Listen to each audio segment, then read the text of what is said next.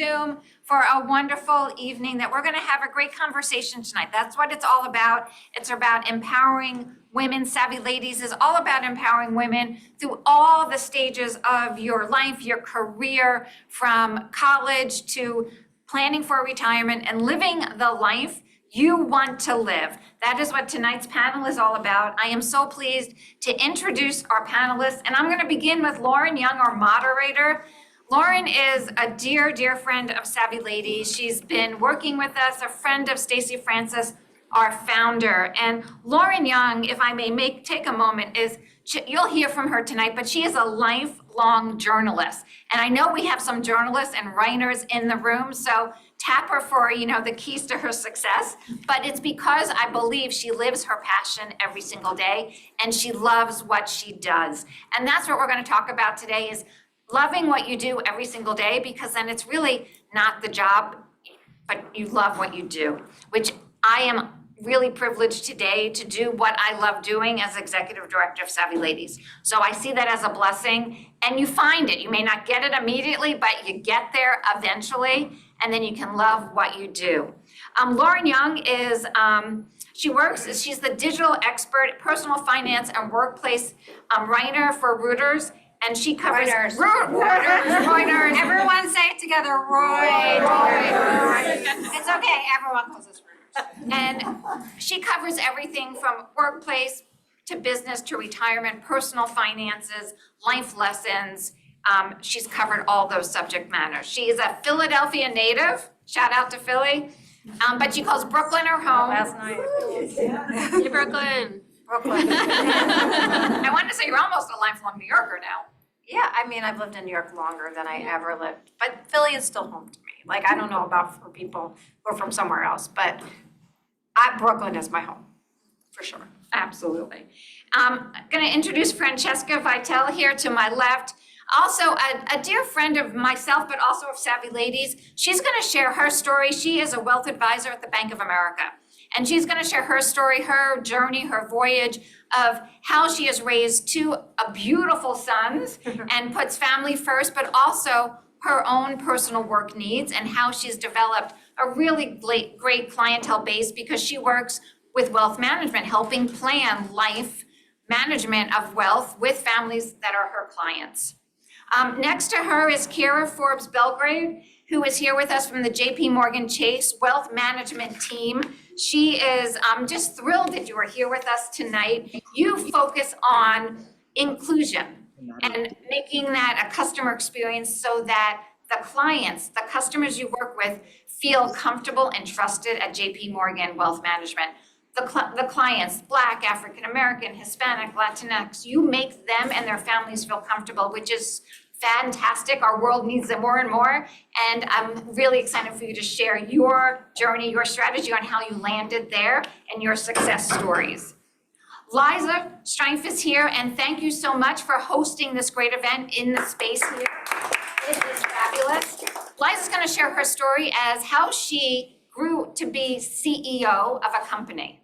So that is fabulous. What is that journey for a woman to reach that top of that ceiling, break the ceiling as CEO? An amazing story. So thank you so much for sharing, and we look forward to you sharing those tips on how that happened. Mara on the corner is happy to say is part of Savvy Ladies Junior Board. She is co-chair of the Junior Board. And yes, Savvy Ladies has a Junior Board. So anyone on Zoom or here in the room interested to learn more about Savvy Ladies Junior Board, ask Mara.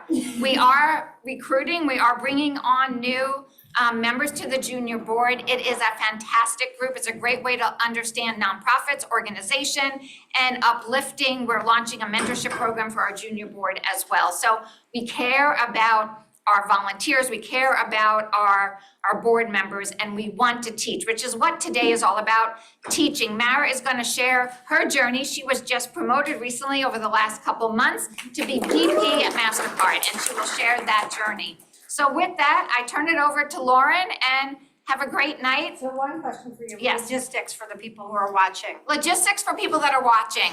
Tracy Wheeler, our Director of Sales and Operations and Client Services, is on Zoom tonight. Thank you, Tracy. She is going to manage the chat. So if you have questions for tonight you would like to share with the panelists, put them in the chat. Tracy will send them to me and I will ask the panelists. Amazing, thank you so much. Thank you. Thank you Thank you all. all for joining. So this discussion is going to be in 3 parts, okay? First, we're going to talk about how you recognize, and then we're going to talk about how you strategize, and then we're going to talk about how you actually reach your goals and invest in the life you want. So I got to warm up the panelists a little bit, and wow, what interesting lives you lead and cool stuff that you have in the pipeline. I'm excited for you. Okay, so I'll just start with you. It's Mara, right? Yes. Yep. How did you realize what you wanted to be when you grew up? I think the first answer to that, I still don't know. And I think still it's okay to don't know or for it to change. So something that I learned from a mentor of mine a few years ago is take a view at what you want to do once a 6 months. And it's okay for it to change. It's okay for it to kind of go to whatever you wanted it to go at that moment. The core of it has always been just be curious, just give it a try. You never know what you like. I remember coming out of college and be like, what do I do now? Like, what is, I don't know. I've never really, like I've been in nonprofit before, but I never really worked in a corporate before I graduated. And I just went for the one thing that I enjoyed to do, which was to-do lists. And I was like, cool, I'm good at that. Let's start with that. And I started as project manager. And after that, you just kind of get curious and ask people. And then you try it out and you sometimes don't like it. And you figure out you don't like what you don't like about it. And then you go to the next thing. But always just be curious and raise your hand, even if initially seems a bit kind of like, I don't know if that's for me. If you don't try it, you actually don't know. So it's kind of, that's the underground or the base of it is just be curious and want to learn. Liza, what's your origin career story? Origin career story is I am on my first job out of college and I never thought I would be here this long. That was 5 minutes, Yep, obviously. so that's it, basically. I went on an interview on a whim just to get practice interviewing fresh out of college and just got really inspired by what the founder was trying to build. And when he offered me the position, I said, sure, great, I want to learn. But I really thought I would be here a year. And How many years is it? in January, it'll be 19. Wow. And I was the third employee. And it was a grind, but it was, it was fun. It was amazing. And so my, I guess, realizing of what I wanted to be, and I agree, it's still happening all the time, was really more about entrepreneurship than anything else. I never knew that's what I wanted to be, but once I got the chance to build a company, I just became obsessed with it. It was so cool to have an impact on the business and then in the world that we're in, which is education, have an impact. Very briefly, because I think people know what Mastercard is, right? Mm-hmm. Yeah. We just very briefly tell people what you do because it's not something that I ever even knew was a business. Most people don't, yeah. It's not, so our company is Not My Marks Financial Training. And we train financial professionals. So when financial professionals get into the field, they have to get licensed to do their job. And depending on what their job is, they have to take a different test. We've actually trained Francesca, I just found out tonight. Graduate. Very proud, actually. And it's not easy, right? It's not, They made it easy.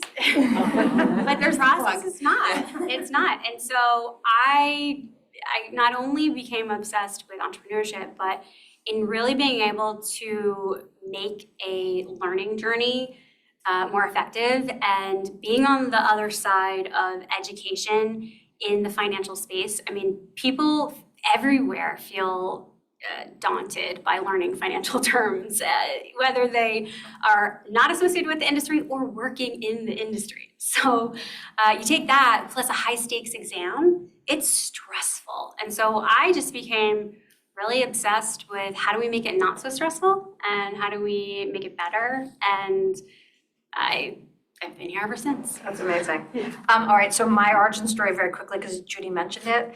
I worked on my elementary, my middle school, my high school, my college newspaper. And I've been a journalist my entire life. So I am like a very weird person. My dad can't believe that I'm related to him. Kira, tell us about, how did you get here? How did I get here? How did you Definitely. recognize that you wanted to be in financial services? Yeah, so when I graduated college, I wanted to be a fashion buyer. That's what I wanted Well, to this makes start my perfect career sense. in. Yes, like New York Fashion Week, I wanted to be there. But honestly, I started doing a rotational program at a retailer. It was store management. I realized pretty quickly that was not really my speed and was able to get promoted into an analyst operations role. And from there, honestly, it was really about just doing a really good job at whatever job I had and being curious, to Mara's point. And financial services was something that I wasn't seeking out at first, but I was ready for a change from my old company, and I knew I had the transferable skills to work in finance, but didn't know exactly what role I wanted to play. And working through my network, I learned of a business management job and applied to that role. And what I do today is not even business management, but again, through doing a good job really focusing on what my role is, raising my hand, networking, I was able to realize my role today, which is leading the strategy and execution of initiatives at JP Morgan Wealth Management to grow our market share with clients that have been historically underserved by the industry. So I work on solutions for Black, Hispanic, and Latino clients who help bridge the gap in the racial wealth gap. And it's been really the role that's been closest to my purpose so far. So not linear at all, but again, really just being curious, raising my hand, and being opportunistic. How long have you been at JP Morgan? For 7 years. Yeah, 7 years, doing this role for the last 3 years. Amazing, thank you. Francesca, tell me a little bit about how you recognized that you wanted to be in the wealth management business. Was it a linear path for you, or did it have interesting twists and turns? I fell into banking, so like you, I didn't want to go into financial services, but I had a dad who said, you know, I'm paying for college, you're gonna go into finance. I wanted to go into marketing or something else. He was like, yeah, you're gonna go into finance. I was like, but I wanna go into writing. He's like, well, then get a writing degree, but you're going into finance. Okay. I'm originally from Buffalo, New York, so go Bills, if there's any Bills fans online. And I started an internship at HSBC, which had a headquarter in Buffalo, which is the only tower in the skyline of Buffalo. So to me, that was like, oh, this is like big city. I was 17 actually when I got my internship. And I just had the attitude that I was like, I'm just gonna learn everything I can, and the money's pretty good, and figure it out. And lucky for me, I fell in the lap of these two really fearless women who were in commercial banking, believe it or not, and they had this attitude that sky's the limit. They saw this young, energetic, young girl coming into finance. There wasn't many of us. There's still not many of us, but there's much more than when I was 17.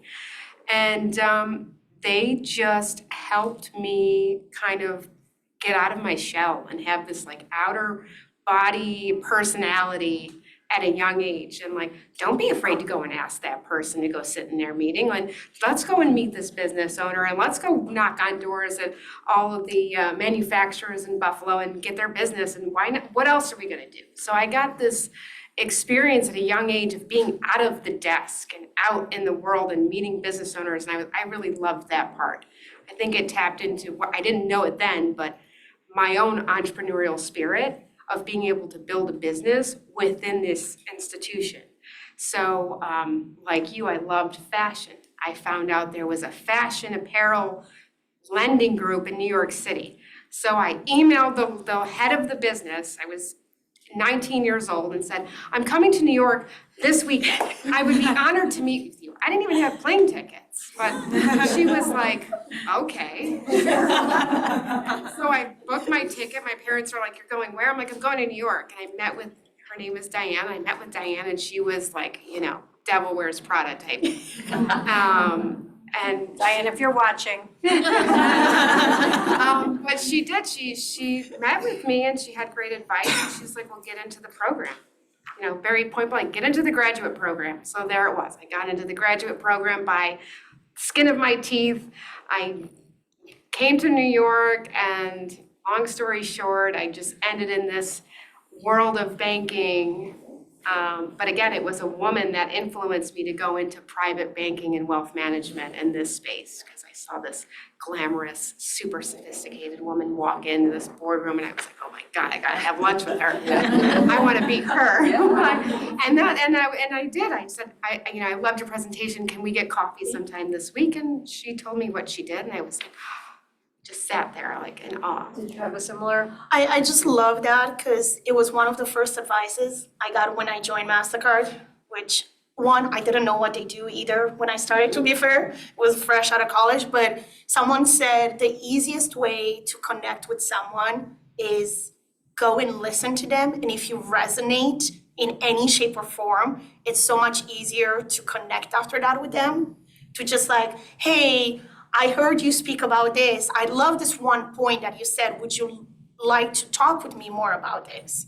And it opened so many doors. And I've been doing that even to today. And I also tell my people to do that because we're all terrified to go to someone and just like, hey, cold email them to like, can we have like, and I love the fact that you cold email some people, but not everyone is comfortable with that. So finding that hook is so much easier. And then one day, which has happened to me, 3 years later down the road, they're like, hey, by the way, I have this job. I do think you might really enjoy it. I heard about your interests. What do you think? And just the fact that they give you a heads up, and you connected with them 3 years. So it's a way to build a network in a way more natural way without necessarily going, hey, I wanna have lunch and I wanna have a job in your team, which sometimes can feel a bit intimidating. And now that I'm on the receiving end of hiring people, I don't really like it. I feel like we're just a transaction instead of being like, no, we're humans. We should work with each other. And then one day, if you're the best person, why not? So that was one of the advices I got 2 weeks into the job, and Great advice. I still use it, and it's so much easier. Kara, what determines success for you? Success for me is a journey, and also I have a North Star that I'm trying to reach towards. And so in my career and role, I find that sometimes it's really to support my dreams that could be outside of work. And I'm happen to be privileged enough to be in a role where my values are aligned with my job. And so that's success in my job. But I also want to find balance where I'm able to be very present at home. My family is healthy and thriving. We're financially secure.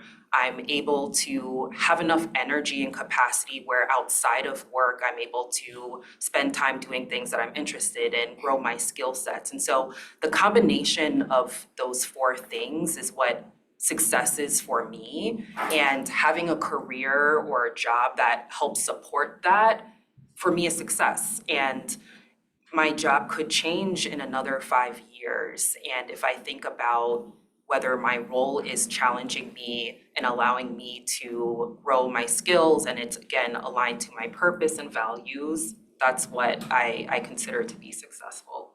What about you? What does success look like? Great answer. Yeah. Yeah, you said a lot of things. Alignment, I agree with that a lot. You know, I think about this, and it's changed over the years, but I think today where I sit, success for me is peace. It's, you know, I can take a deep breath, I can enjoy a moment, whether it's with my kids or it's on my own doing something or it's something at work I'm excited about. But I think in the past, success was so much more, you know, about checking certain boxes or having different things. And nowadays, I just see it as it's the luxury of peace in your life, how in whatever form that takes and however you can get there, that's success. And there's some short ways to get there that sometimes we overcomplicate by thinking, I'll get there when I'm retired. It's like, because it's not always about the money, right? It's, can you just have that peace in your life? Will you tell them about how you've created some peace in your life in recent times? Or some? We just made a big change, my family and I. So I've helped grow this business for many years, and we're based here in Manhattan. Since the pandemic, we've mostly been remote and teach remotely. So I just made the change recently where I am now based in Maine with my family, which started out as a 3 kids and a Yeah. husband in Maine. 3 kids and a husband in Maine. And it started out as a summer dream, and now it's turning into a full-time dream. So That's amazing. Yeah. I would love to hear from you, Francesca, about your community and how important it is to incorporate them in your overall strategy and goal of being successful. So my community is everyone in this room. That's really what helped me. And I'll tell a quick story about how it was birthed, was because of a birth. I had my son and I dreaded coming back to work because it just broke my heart to have to leave my 3-month-old baby every day. And I had a career coach at the time that was like, don't quit, do not quit, for all the following reasons. And something just triggered in me where I was like, I need to be around women that know what I'm going through. Whether it's in the career place, whether it's being a working mom, whether it's just being a female in general. And what started off as like, I just need somewhere to vent, which was kind of a waste of time, but it turned into something more productive. So I started this women's networking group where we would have this power hour of what I called like a referral generator. And I was able to stay in touch with women like Judy for 9 years now. And so community is super important. I forget the second half of your question, I'm sorry. No, just, how did you recognize it and how are they supporting you? Yeah, I think that having a tribe doesn't necessarily have to be gender specific or any, it could be industry specific, but having a group of community that is aligned with your missions and your peace that helps you get to that end game. For me, it was, I need to have peace at work and I need to be successful so that I can get that peace. And in order to do that, I needed to find people that understood what I was going through and that could help me along the way. And for me, it was like, all right, I can't see it here in finance because I'm surrounded by the status quo. So I have That to would build be it. men in suits. And mostly white men in suits, right? So, sorry. No, it's true. I mean, that's the reality. So like, I was like, all right, I'm gonna build out what I wanna see. And I did that and now, Judy and I are still friends and we're at different places and we're still connected and I hope to connect with all of you too after this.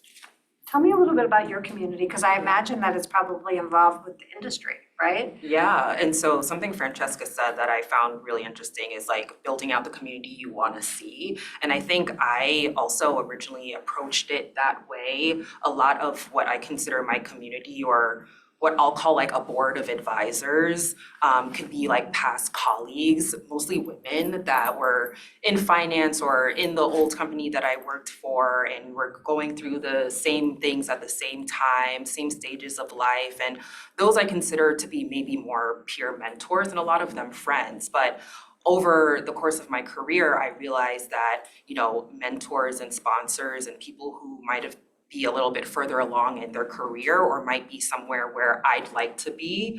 And it might not be the exact role, but maybe they're managing a team the size that I would like to manage. They've navigated their career and had non-linear paths similar to as mine has been, and so really expanding my community to be outside of my comfort zone even, to people who might be more senior, and even just past managers that I look back to. I've been blessed with really great leaders as managers, and I truly believe great managers want to see you succeed, and they'll want to keep in touch and give you advice and help you. And so maintaining that point of contact with them, and some might not always look like me or had a similar background to me, but because we've worked together and I know that they're interested in good people, I've maintained that connection and been able to include them in part of my community or board of advisors.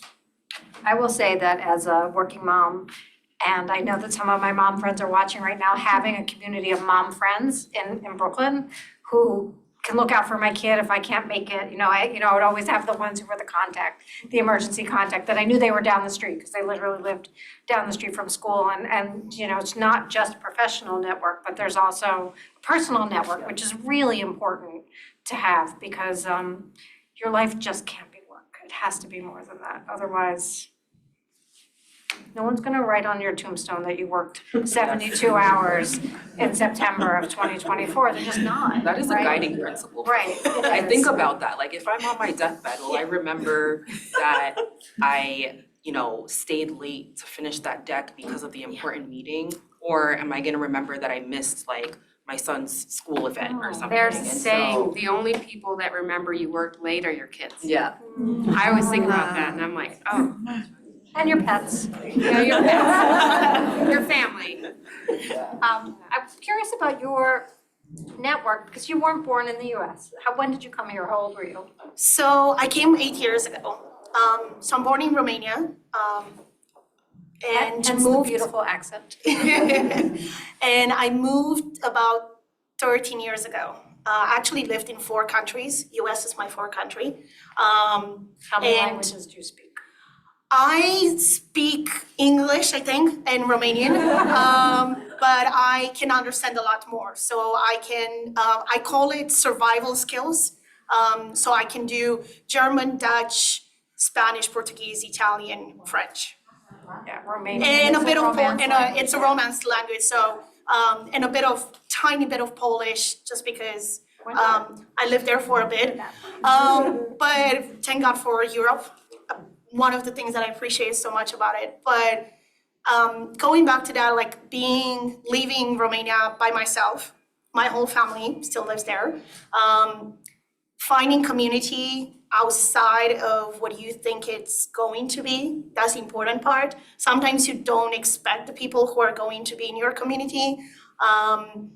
They don't always are women. I'm very, very privileged to have from gay men to lesbians to cis to any nationality around the world. And they all live probably around the world now, if I count wherever my friends live. But it's, to me, the most important thing has been my family when I'm away from my family.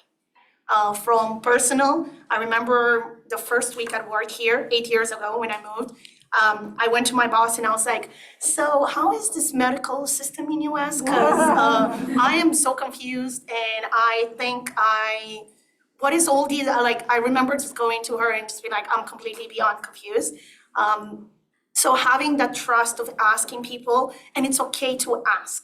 I think that's the other one that I learned over the years is just ask for help, ask for an advice, ask multiple people the same question, because everyone will give you a completely different perspective. And I always love that, because it's like, ooh, I steal a bit from everyone.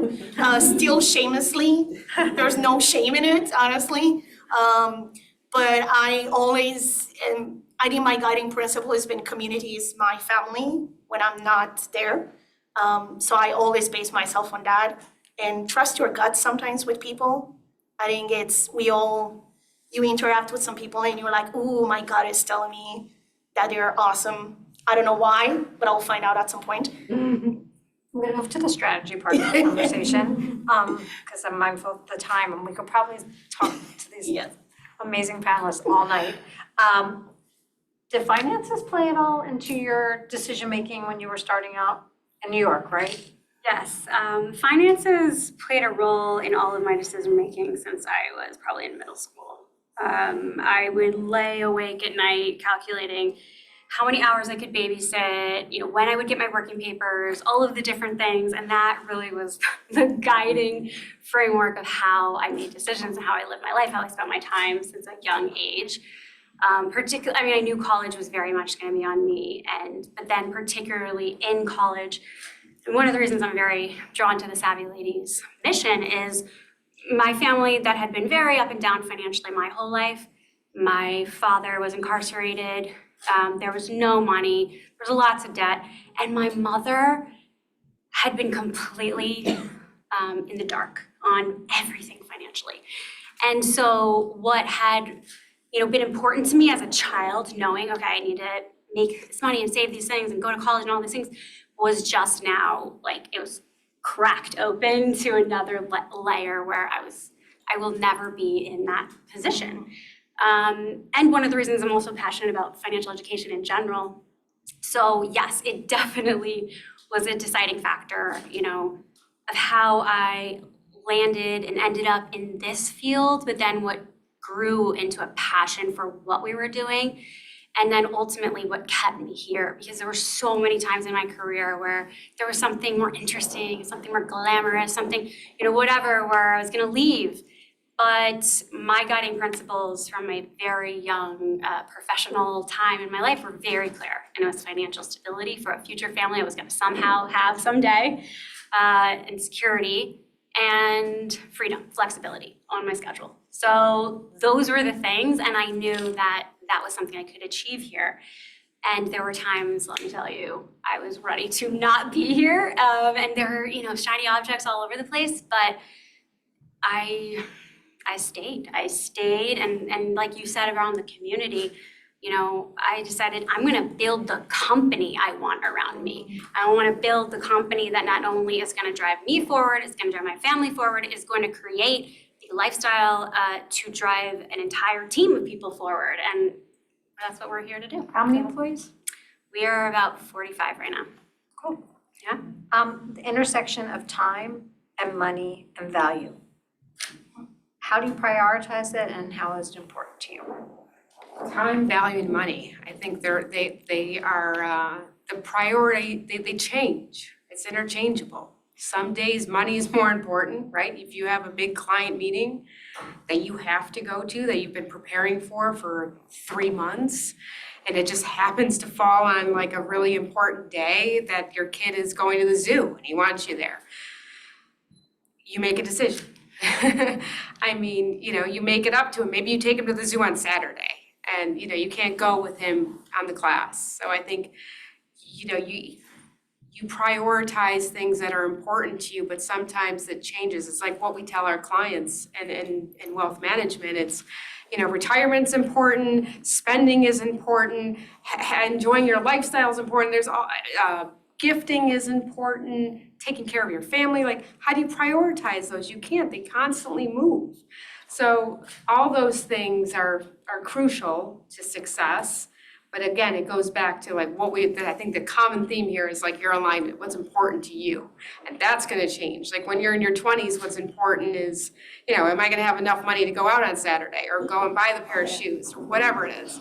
When you're in your 30s and you have a family, okay, I gotta pay for childcare and I gotta put money in their 529 and I gotta, get the babysitter and whatever, soccer practice, whatever it is, those things change. So your career, if you're dynamic, you will alter it so that you have flexibility and ownership over your schedule, which to me is invaluable. As a mom, and a working mom, being able to own my calendar is worth all the money in the world. So that's why, shiny opportunities may come up. But, if it's gonna be you gotta be in the office at 6 a.m. and you gotta stay here and you gotta be at events every night and you gotta do this and you're well, that's shiny, but it's not that great because I need to be able to be home. I want to take my son to the zoo with his class. I want to be able to do that. Maybe I schedule my meeting in the afternoon. I don't know. But you want to be able to have the ability to do that for yourself. Do you have anything to add, Kara? I saw you nodding a lot. Yeah, no, because it definitely is a balance. Yeah. It's a balance, and I think the priorities will shift. As you said, I'm also a mom. I have a toddler at home, and so the last couple of years, honestly, it's been like home. Working on that, having the flexibility in my day job has been paramount. And I'm now at a point where I can kind of lift my head up and say like, okay, now have my priorities shifted? And so I think just having that constant check-in and seeing where your priorities are and moving accordingly is just really important to do. I wanna know, do you have a good life fund? Do you have an emergency fund and do you have a good life fund? Because you're going on a really cool trip. She's gotta tell you about her really cool trip. I do. So I absolutely love traveling. Been to 50 plus countries and I'm very privileged. And something you said earlier about freedom, that has been probably just having the freedom to do what I want to do. It's absolutely been paramount for me. And I give a lot of kudos to my mom, who's always said, and apologies to any man on the Zoom, but don't ever depend on a man ever to do the fun things that you want to do. So to that, I've always had money on the side to do travel and as well to do photography. So what we were talking about earlier, I'm going on 2.5 weeks of going to Africa. And I'm going to 1 week lay on a beach and do nothing. And I told at work, and I promise I have no internet. That has been what I mentioned. And it's going to be what I want to stick to it, even though I'm sure there is internet. And then going on a workshop photography with my favorite Dutch photographer for 10 days in Kenya. And Isn't that incredible? I am beyond happy that I can do that from the place, from an economic perspective, but two, for the workplace that I'm in, I can take 2.5 weeks off and nobody's gonna have a meltdown, which to me, holidays are so important to me. I grew up I think the European culture is so like, don't ever waste days out of your holidays, which reminds me of 4 years into Mastercard, I was living in Belgium, and we got an email, the entire company, that please do not forget to take your days off. And all of us Europeans were like, what are you talking about? And then we were all just like joking, is like, can we go to our American friends and just ask them to transfer us our days off? Because unfortunately, there is a bit of a culture of that, and I fight with my team every single week. Please take your days off. You're gonna lose them. And it's going to the fun, like take the time to do fun things. Take the time to do the things that matter to you. Take the times to take your kid to the zoo or do something just for yourself. I have a newly mom in my team, and she took off 2 weeks ago to go to the spa on a Friday, even though the kid is at kindergarten and all, like, I had a toddler and so ever, but I was so happy she did that. Because it's like, take your days, like go and enjoy yourself. You work hard for that. Like we all work extremely hard. We can also enjoy the fruit of our labor, so. How do you strategize and plan money to actually enjoy your life? Like, did you have the long game as to buying a home in Maine and moving there and? Always the long game, yes. I'm always about the long game. I think whether it's career, relationships, definitely wealth, always the long game. You asked about time, money, value, time. Time is the most important to me. Like that is the most underrated resource we have, because with enough time, so much is possible.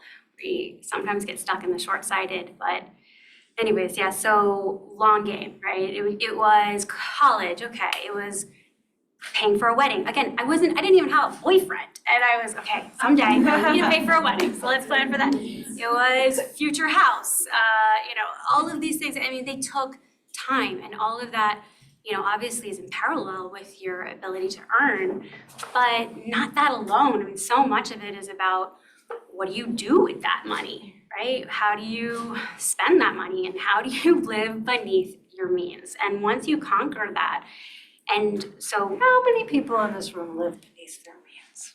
Curious, not me. Finance people do.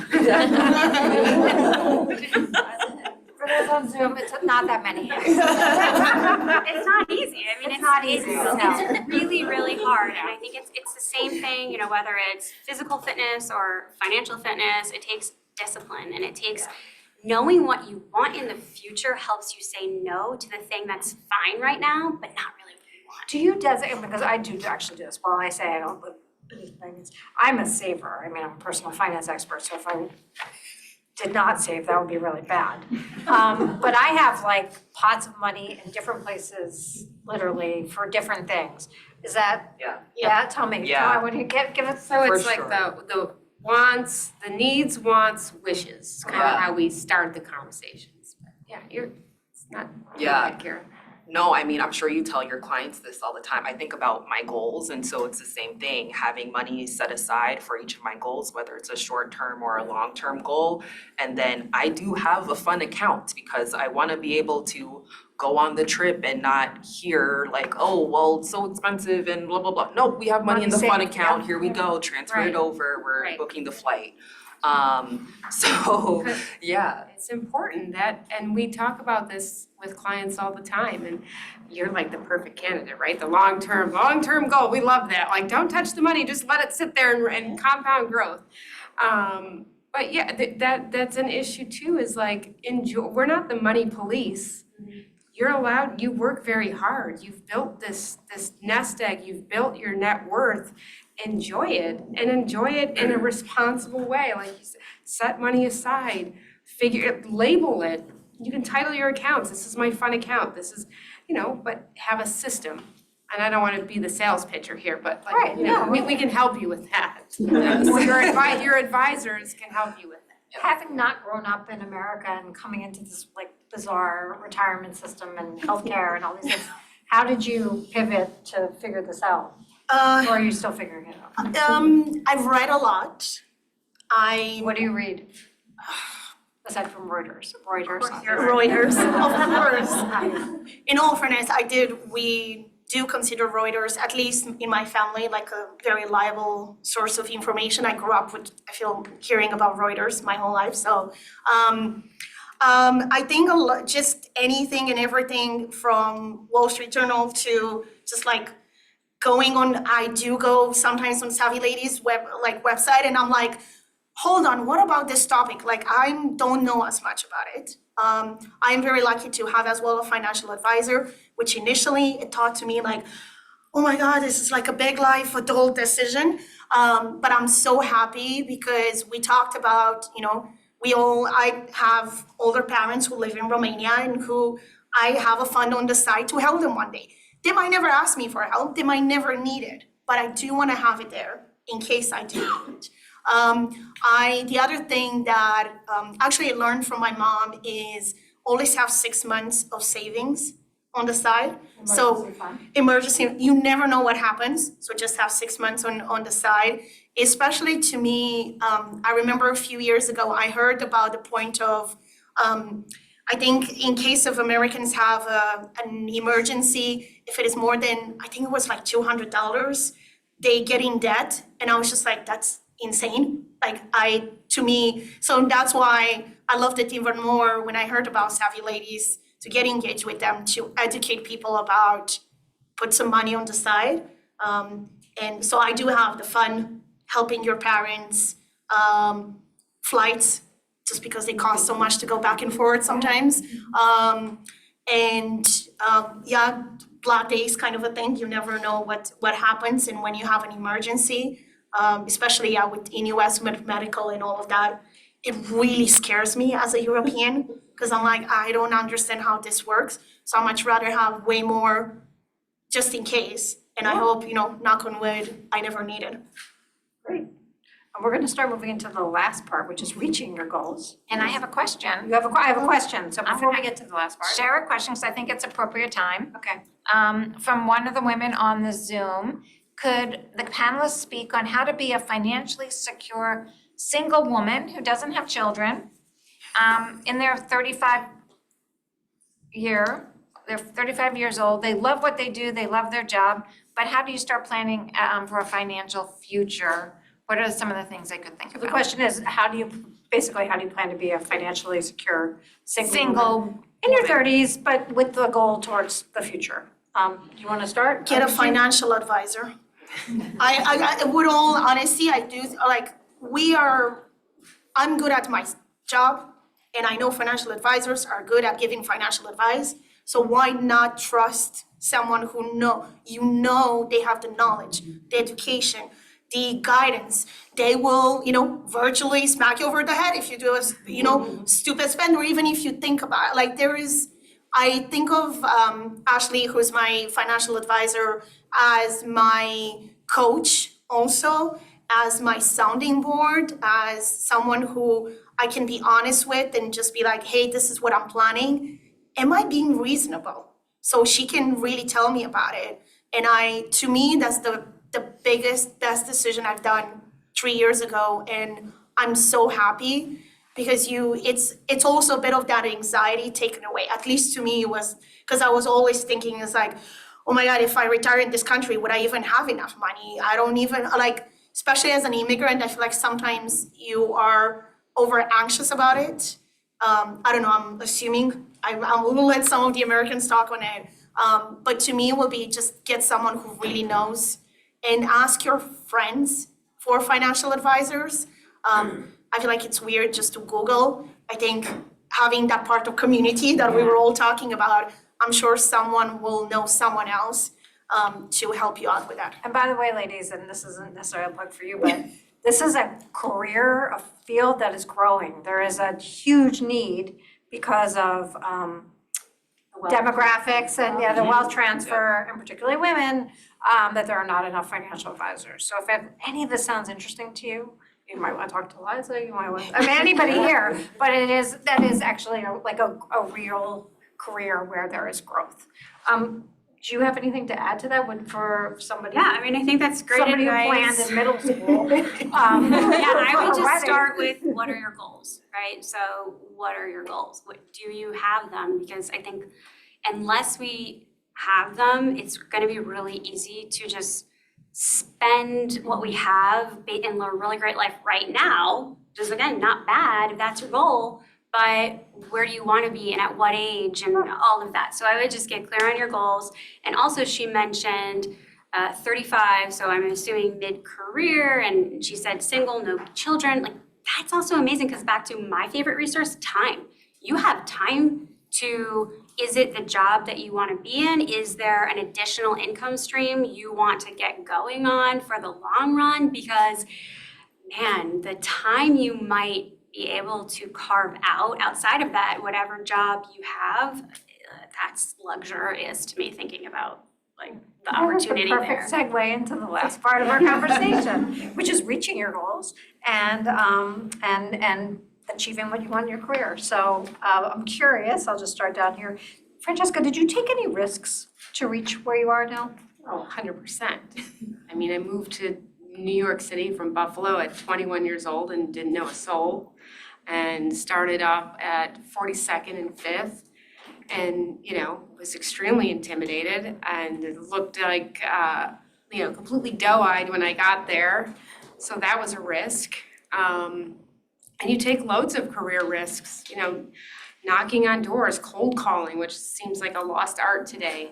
I recently left Bank of America and then came back. Oh, right, I forgot about that. So I That's think that the huge. term is boomerang. I'm a boomerang. But throughout my career, people said to me, it was an investment banker actually that said this to me, where I was kind of like grouchy about being egregiously underpaid against my peers. And I was with B of A for a long time. And this person said to me, I said, I don't want to leave because I have my network here and I know people and I'm comfortable and I like my boss. And this person looked at me and goes, do you want to make money or do you want a birthday card? Whose team are you on? And I was like, oh my gosh, I need to worry about me and my family. So I was fortunate, again, community. I had worked with this woman 12 years ago. She called me with this amazing opportunity. It was a huge bump in my salary. It was a huge bump in overall comp. It was a title. It was like the shiny package. And like 2 weeks into the job, I kind of knew, I was like, I don't think I'm in the right place. And I knew I was like, you get that feeling, right? Where your skin feels prickly and you kind of want to throw up. I kind of knew, but I said to myself, I have to give it at least 2 years. I can't just go back. So I gave it 2 years. It was still roughly the same.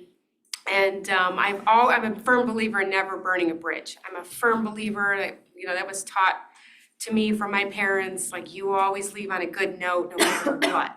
Even if you completely despise where you are, you never talk bad, never bad mouth, you just never know.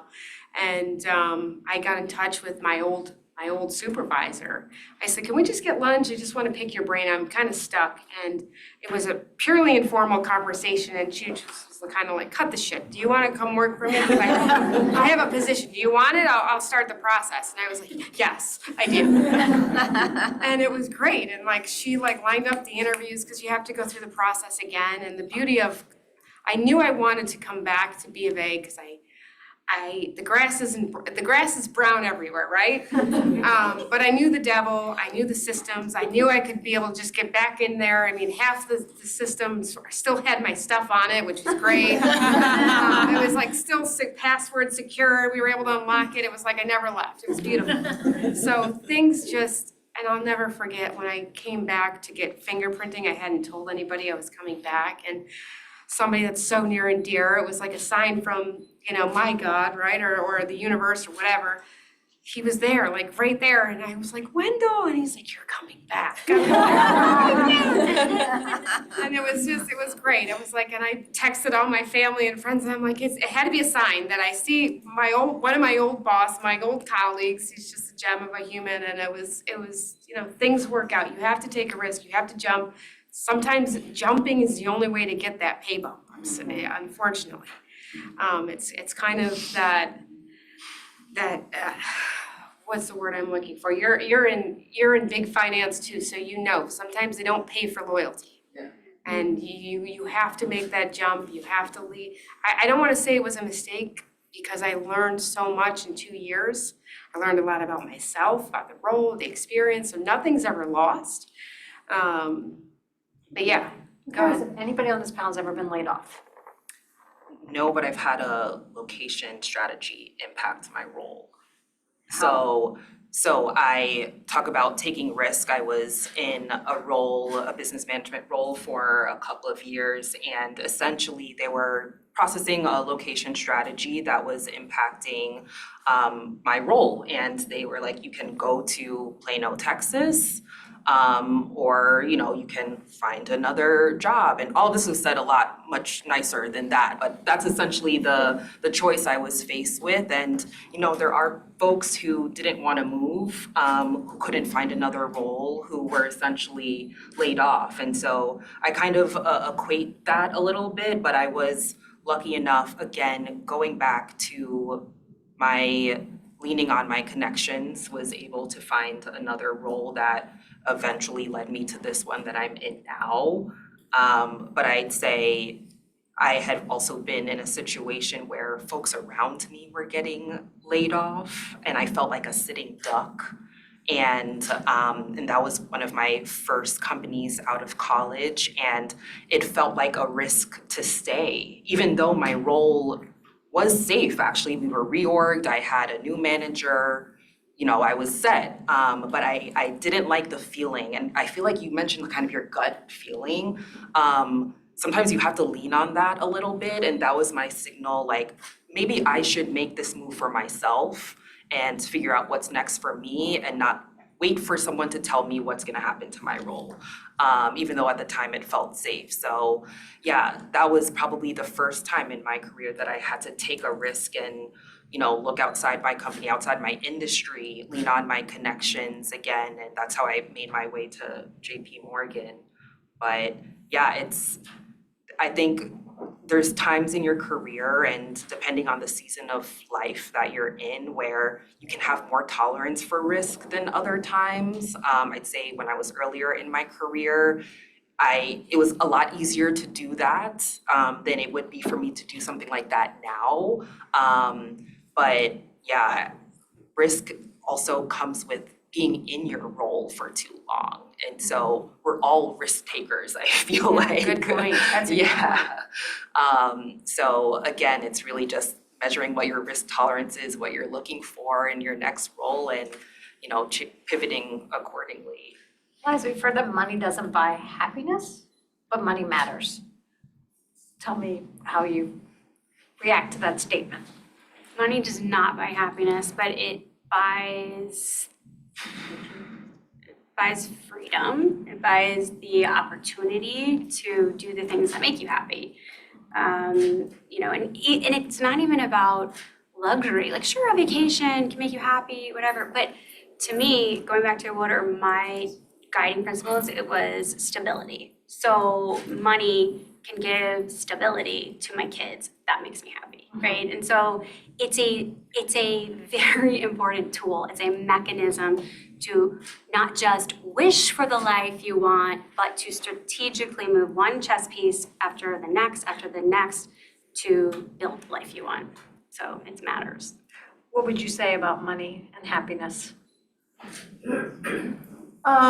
They don't buy it, but I'm so agree with you on the freedom. I think having the choice maybe is the way that I like having the resources to choose if you want to leave a job that doesn't ring a bell with you anymore, or to move somewhere else that is a risk.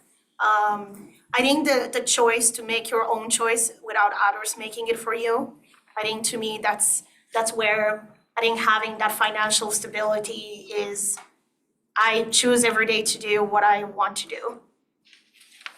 We are in a very competitive job market. Maybe the Federal Reserve will lower interest rates this week because they think that we're at a point in the economy where we could use a little more stimulus. I'm curious what actionable tips you have for the people in the room who are in the market right now or thinking about getting a new job or looking for something. How do you stand out? What would you say? You hire people, so what would you say makes people stand out? Ooh, I usually look for a story. And what I mean by that, a story of growth. I was explaining it to someone the other week, actually. When you talk to me about your career and what you've done can you talk about the growth and what you've learned along the way? And I usually say this as well because a lot of people are like, oh my God, you're still staying at the company you started 12 years ago. And I said, yes, but I've done this. Like it's a story of growth, of how I've grown and what I've achieved every single year. And to me, that matters a lot more than which company you're coming from, where you've gone to school. I really don't even look at it anymore. I want to hear from that person what they've done to grow, to get themselves better, and to be genuine about the things they also want to do in the future. One of my mentors is always ask me, and I ask this now in the interviews, is what is your plus two job? Cool, you want my job, you want this job with me now, but what is the next one that you want? Because then you see if they have a vision and they know they're gonna come into your role to grow and to develop themselves. Long game.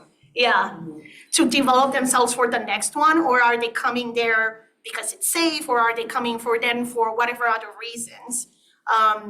And she's always asked me to do that, so I do that exercise for myself. But now I ask it in interviews, and it gives away the people who know what they want to do in just a career. I'm not going to ask you 10 years down the road, but have a plan.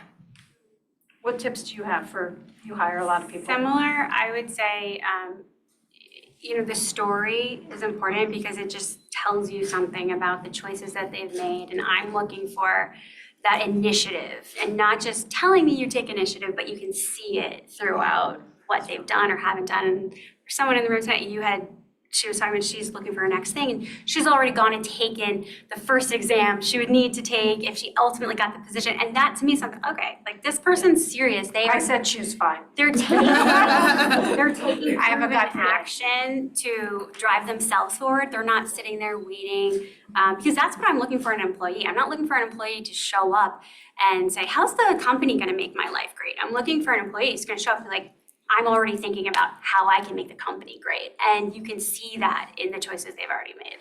Your tips. Yeah, so don't want to double dip on what they said, but talking about how you can add value in whatever company, just going back to what you said. And then also really having the stories on how you demonstrated measurable impact in your role. You know all about the resume bullets and how to quantify the impact, but really talk about like how you were able to do that, like how you collaborated, what efficiencies did you realize, like how did you influence your peers or senior stakeholders, however that applies in your job or your function. But having those stories, I think really helps the hiring manager and the team understand how you would work in their space, and really just shows how you would add value, and because you've already demonstrated that you've done it before. Francesca, what are your tips for standing out in a competitive job market? Get creative. Email the hiring manager directly. Say, I want to meet with you before the interview. I want to informally meet with you. I want to informally meet with somebody on your team. I want to meet with somebody within their ecosystem. There's so many ways to connect with people today, either via social media, direct messages, LinkedIn messages.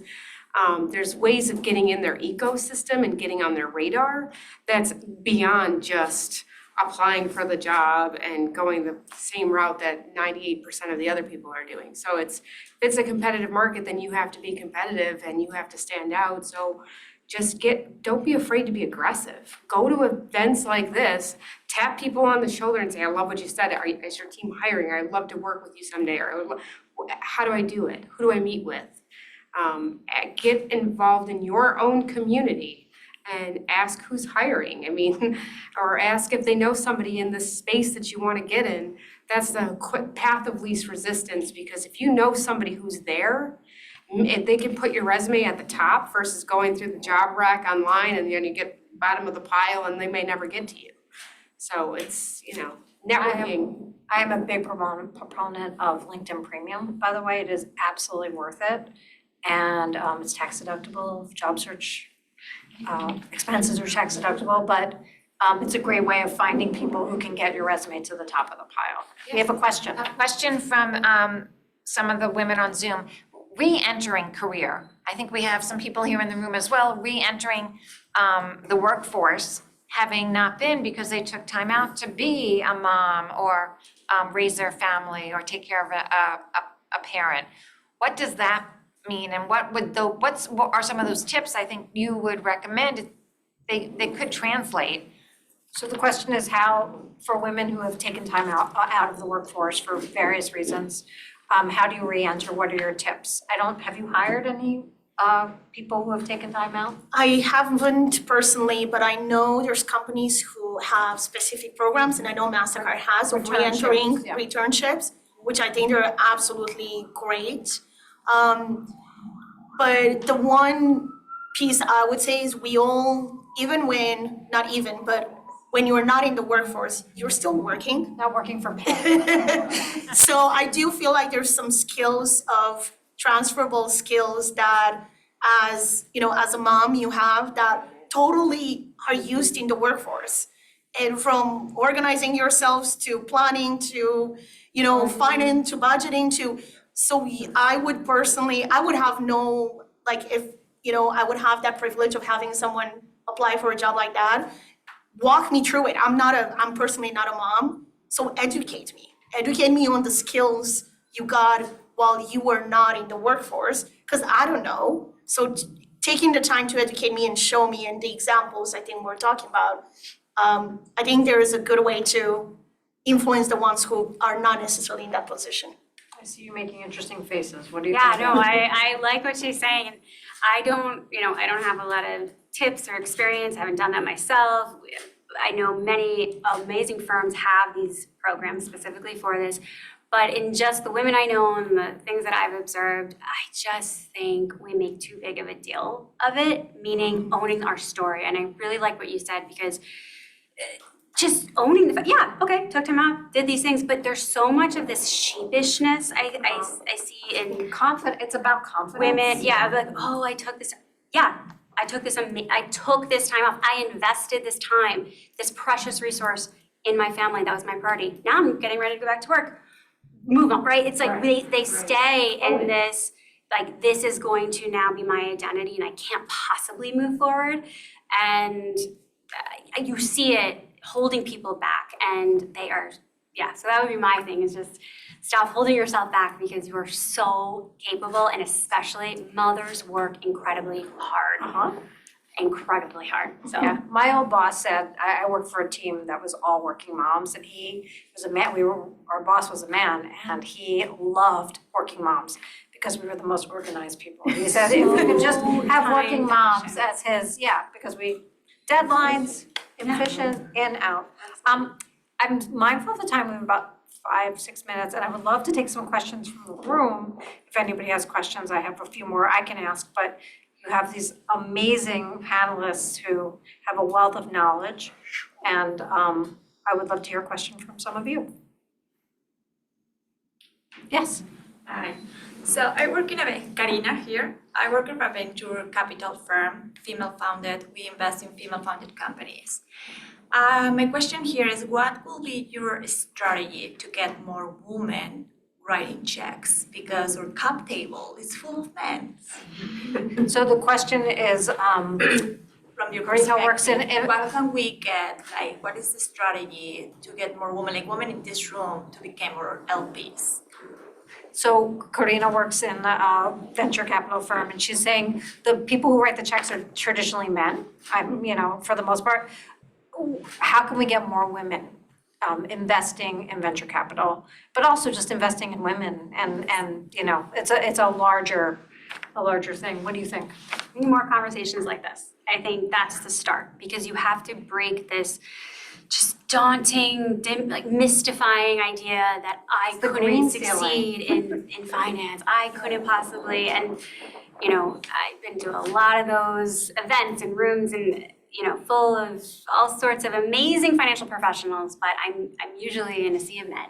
And, I think it goes back to the exact same thing on the identity of, I was a mom and now I can't possibly re-enter. It's, a lot of us, I think, hold ourselves back. So I think more of these conversations, so that more women even know that there are careers for them in finance, so that they are sitting on that side of the table with also more women entrepreneurs too, ideally. Also, I think demographics are gonna play a big part in an inflow of women investing in women, or just investors writing checks to women and female-founded companies. So for the first time ever, women now have economic power. Women are gonna make up $30 trillion. We already do, like, the wealth transfers happen. This is the first time in modern world where women now are the decisions makers. We have economic control, we have economic power. So I think the number is like 2% of venture dollars go to female-founded companies. And I think we're gonna start to see that changing and ramp up just by the sheer numbers, because women live longer. We have higher numbers of degrees and secondary degrees.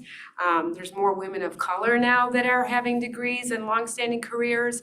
So there's just more women in the workplace. So it's just gonna be a natural progression that money follows money. So it's the more entrepreneurial women get, the more louder they get about talking about money. Don't forget, it was like pretty faux pas to have this conversation not that long ago. I think it was 1987 or something, or 1975, when women could finally get their own credit card without a man signing on it, or getting a mortgage without a man. I mean, that's crazy. So it's happening. It's not happening as fast as we'd like, obviously. But I get super passionate about this, because this is like my whole ecosystem. This is what I've built my career around, is investing in women, empowering them to be more financially literate, and finding female founders that we can help, whether it's investments, whether it's bank dollars, whether it's introductions, partnerships. You all have more power than you think, and there's so much leverage in your connections. I mean, we could just go around the room and say, who do you want to meet? And like somebody in here has probably got 3 people for you. So if you do more of that, get out of that consumption mindset, like, oh, Instagram, like I gotta buy this new shampoo because it's gonna make my hair shinier. Like, if we could just turn that off and start thinking about investing, right? Now you're capitalizing on that economic power, that economic control. They want you to go and buy more shit, right? You don't need any more beauty products. You're beautiful the way you are. But instead of buying the product, maybe invest in the company, right? Take that $50 that you would spend on mascara and a lip gloss and put that in your retirement account or a Roth or your slush fund or whatever it is. I think once we start thinking like that, we'll start. I used to say this all the time, and I'm sorry I'm talking too much. My husband and I would go to a wedding. We were both in the industry. He would leave with like 3 or 4 referrals for new clients. And I would leave with like a laundry list of things I need to go out and buy. This bag, this purse, this whatever. And I'm like, why is this happening? And that's kind of another thing that triggered this whole, we need to start this conversation about money because we don't feel comfortable saying, what do you do? Who do you need to meet? How can I help you? Where they'll go to a golf course and spend 6 hours talking about how to, build up their bottom line. So I think it starts with us. Sorry, that was long-winded. No, it's great. I have a question over here. Before we go to that I think it takes all of us here to, when you are making a decision for a company you use, find the women alternative. And what I mean by that is when I look for the financial advisor, I wanted it to be women run, the CEO, and my advisor to be women. It was an active action that I chose on purpose. So I think we all can do that, from investment to the person even the companies you buy the clothes for, from the people that you make a business for your catering in your office. Like, I think all of that means you support those businesses and those businesses will grow, and I think it's taking a moment and assessing, is that company that I'm choosing to buy for it or give my money away to it, is it a company that represents me? From diversity to women to all of the above. And if it doesn't resonate with your values, there is another one out there that probably is a lot smaller, who doesn't have all that marketing money to spread it around, and ask your friends. I'm sure someone knows of it. So I think, to me, that's like a more active way to support each other in our businesses. Question? Yes, hi, I'm Natalie. I work actually at Mastercard. I was just resonating with the point you made about money. So I'm British and it's very taboo to talk about money. So it's always a very uncomfortable situation. But when I moved to America, negotiations, and there's much more, it's more ferocious, I think, in terms of doing that. And I always shy away from those conversations. So I guess my question is, how do you encourage especially women to advocate for themselves at year-end reviews? There's always this sort of reluctance to be like, should I ask for more? Am I deserving of more? And my mum, who's such a staunch feminist, is always like, a man would always ask. Always. So the question is, how do you ask for more? Yes. Basically, how do you negotiate for yourself? Which is a great way to wrap this up. Yeah. How do you negotiate for yourself? I bring 3 bullet points. I'm again back to my to-do list of direct impact that I had that year, and how I quantify it into the impact that I had to the business. So you'll always kind of know against the objectives of that year how you did. So I would always kind of go with that. And I always say, or my mom says that and I stole it totally. Worst case scenario, they say no. What's gonna happen? Mm-hmm. Oh, you get a no. Okay, cool, at least you tried.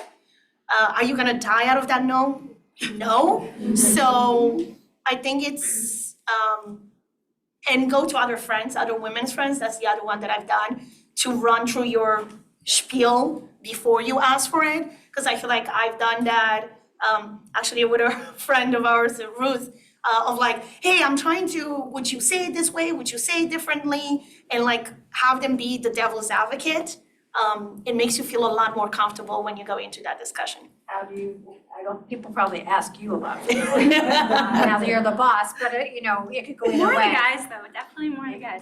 I would say know what you want, like anything else. Like what are you actually after? Have Is a it number. Yeah, and is it fully just about the finances, right? Are there other factors in what you want in that conversation? So know what you want, know what they want, know what they value, what they need, what they want from you, what they want for the business, right? So it's not just about, negotiation is about not all of us getting what we want, and it's also about, it's not winning and losing, right? It's how do we steer this to really move our relationship forward that in a way that works for all of us. So know what you want, understand them, how they communicate, what's effective, what matters to them, and then negotiate your income, your raise, your position week after week, month after month, not in that one conversation. Right. And it doesn't mean talking about that. It means you need this from me, you want that. Okay, great, success, like outcomes, consistently delivering. Those conversations become a lot easier. But at the same time, you gotta have them, because that's where I see as a CEO, there's a definite difference. Well, I'm going to interject as the workplace and personal finance expert. Have a number. Remember that not everything is just about pure dollars. Vacation, time is money, is valuable. An extra week of vacation, what would that give you? A little bit more healthcare coverage, how could that impact you? More money to your retirement account, what would that mean? So there are many factors that go into the overall finances. So it's very important to take them in a very comprehensive view and not just about your salary. Yeah. Go ahead, Karen, go ahead. Yeah, no, I was just gonna say, I come from a Jamaican Caribbean background where speaking about money and negotiation, that was not something that was talked about growing up, and I've really had to shift my mindset. And so I love what you said about talking to your other friends and having them be the devil's advocate. I'd say like when you're talking and advocating for yourself, almost think as if you're advocating for your best friend. Sometimes like if you take yourself out of it, you can be a little bit more objective and clear and say like, no, I have driven this impact, like this is what I've been able to achieve with this, and I see these salaries and I'm falling below this range, and if you say I'm a top performer, like I believe I should be getting this number. There's a lot of information out there now more than ever. If we're all working in New York, roles are posted with the salary ranges, use that as a data point. Oh, for sure. And going back to have the conversation with your peers and talk numbers. What do you make? Yeah. What was your bonus? You'd be amazed, because you might be making more than the person next to you, and wouldn't that be an amazing feeling to say, you know what? I'm just gonna let you know, like I made 20% more than you did. You're gonna be like, what? Yep. You need to get more money. Yep. And I'm gonna help you do it. I'm gonna tell you how to do it, because you're being underpaid. Yeah. I did it at my last job. I knew a friend of mine, she's sitting there, she was complaining about it. I'm like, well, how much are they giving you? And there was like a whole, like our comp structure is not just salary, there's like other components of it. And I'm like, you need to tell them that you have to make this on this part, this has gotta be up this much, Like you want the exact same thing I have, we're in the exact same role. And you can't do that if you're not gonna, you have to take the ego out of it. She's not worse than I am, I'm not better than her. It was just a matter of where we came in with negotiation. So don't be afraid to be honest. And it might be an ego blow if you're on the lower end of it, and that's okay. Just take the ego out and figure out how you're gonna get back on track. You owe yourself that. I'm gonna be honest, this was incredible. Savvy ladies indeed, thank you so much.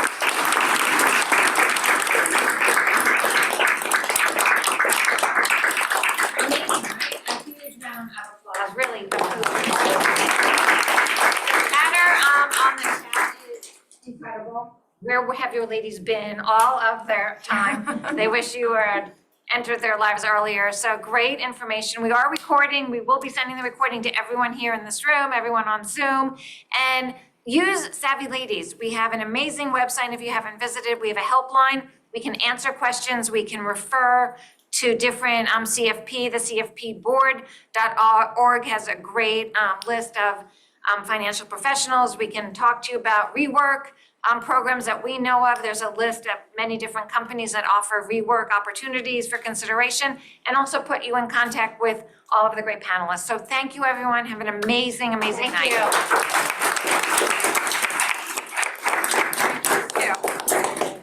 All right, and there's still food, so finish